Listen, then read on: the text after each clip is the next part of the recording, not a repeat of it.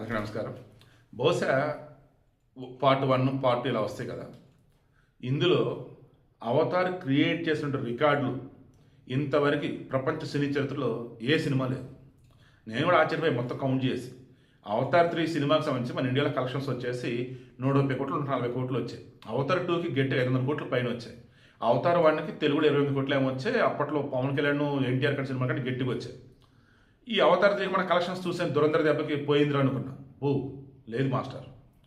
World wide ఈరోజు Avatar 1, Avatar 2, Avatar 3, Avatar 3 almost లాభాల్లోకి వచ్చేసింది. కానీ కలెక్షన్స్ అయితే గత మీద తగ్గాయి నిజమే. But Avatar 1, Avatar 2, Avatar 3 continue కదా, అవే కదా.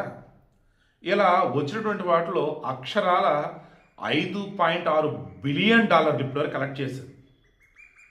బిలియన్ అంటే ఎంత? 100 కోట్లు. అంటే అప్పుడు ఎంత? 560 కోట్ల డాలర్లు. డాలర్ వచ్చేసి ఈరోజు ఎంత ఉంది? 90 రూపాయలు ఉంది. దెన్ ఈ లెక్కే దగ్గరగా 50,400 కోట్లు. ఓమ్మ!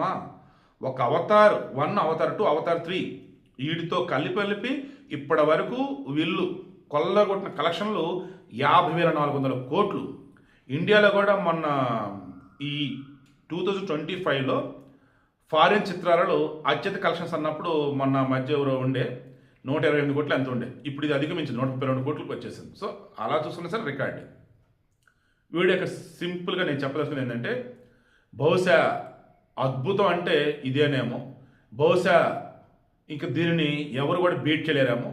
బహుశా ఈ అవతార్ 3 కనుక ఇంకా బాగున్నట్టయితే వేల కోట్లు వచ్చేవి.